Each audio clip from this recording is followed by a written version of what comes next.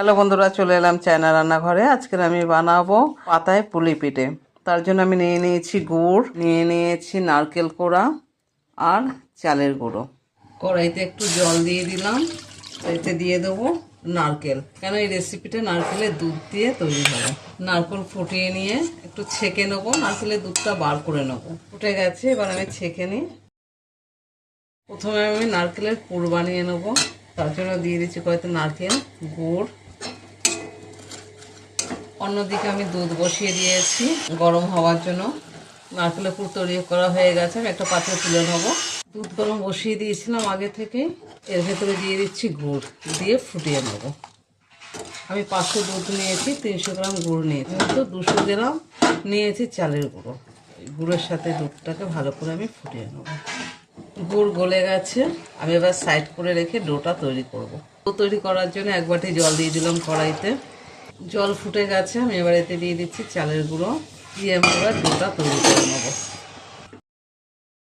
Do তৈরি হয়ে গেছে, আমি এবার একটা পাত্রে তুলে একটু ঠান্ডা করতে দেবো। একটা পাত্রে ঠান্ডা করার জন্য রেখে দিলাম 5 মিনিট। ডোটা এবার আমি ভালো করে মেখে নিচ্ছি। 5 মিনিট হয়ে গেছে, ডোটা ভালো করে মাখা হয়ে গেছে আমার। ঠিক এইভাবেই হবে। এবার আমি লেচির মতন করে কেটে নেব। এবার আমি রুটির মতন করে বেলে নেব।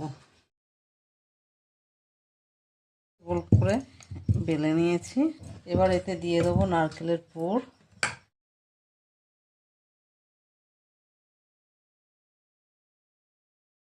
আমার সব বানানো হয়ে গেছে, দেখো। একটা একটা করে আমি এবার সাজাবো।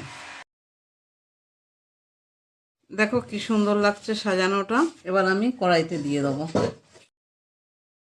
কড়াই বসিয়ে দিয়েছি। এবার যে আমি ফুটিয়ে রেখেছিলাম দুধ আর গুড় মিক্স করে, এবার এটা দিয়ে দেবো এতে। এটা এবার ভাপে ভাপে সিদ্ধ হবে। পাতাটা একটুখানি ঘুরিয়ে ঘুরিয়ে দিলে পিঠে কমপ্লিট। আমি এবার নামিয়ে নেব। এত সুন্দর হয়েছে দেখতে, দেখো। মনে হচ্ছে যেন এক্ষুনি খেয়ে নিই। তোমরা অবশ্যই বাড়িতে বানিয়ে খাবে একবার, দেখবে খুবই ভালো লাগে। আর ভালো লাগলে আমাকে কমেন্টে জানিও। আমার চ্যানেলটাকে সাবস্ক্রাইব করে লাইক শেয়ার করে দিও।